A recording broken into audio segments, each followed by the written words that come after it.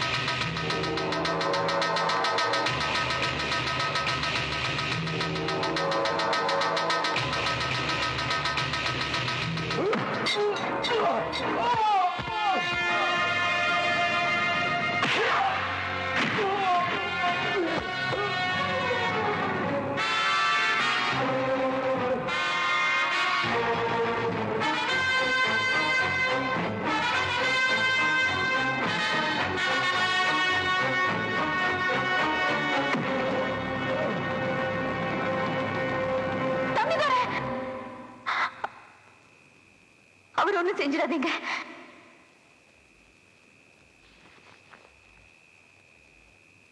உங்களுக்கெல்லாம் நான் இப்போ ஒரு உண்மையை சொல்ல போறேன்.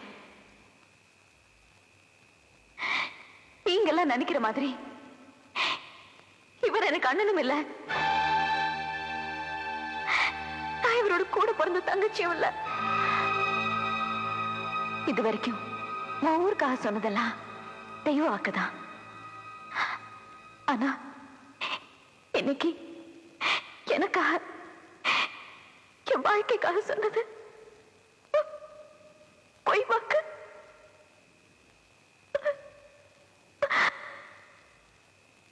அந்த பொய்யை நான் சொல்லாம இருந்திருந்தா எனக்கு வாழ்க்கை கொடுத்து எங்க அண்ணன் தம்பிதோரோட வாழ்க்கை அழிச்சிருப்பாரு.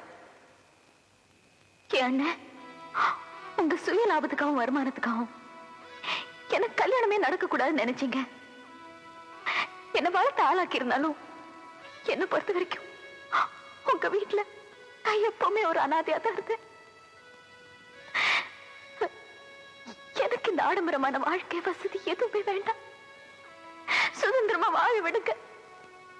நான் உங்களை கெஞ்சி கேட்டுக்கிறேன். நீ என்னம்மா இந்த பயல போய் கஞ்சிக்கிட்டு உன்னை ஆத்தா ஆத்தான்னு இந்த ஊரை கொண்டாடுது? இந்த பயலுக்கு நான் அவ்வளவு காலமா? மாப்பிள சீமாப்பிள அவனை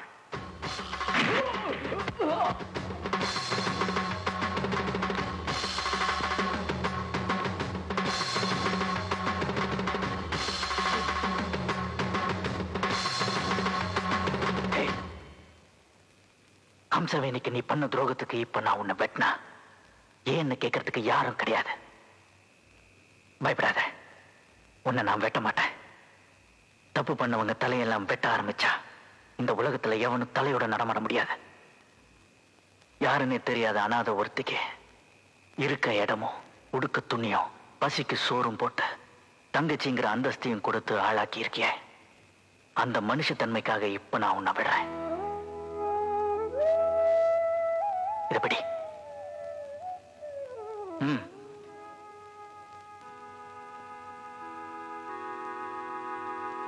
இது நாள் வரைக்கும் உனக்காக கஷ்டப்பட்ட அந்த அனாதையோட முகத்தை பாரு. அவ நல்லா இருக்கணும்னு நினைச்சினா இந்த அறுவாழை கீழே போட, இல்ல இந்த 2 அனாதைங்களை நீயே வெட்டி போட்டுடு.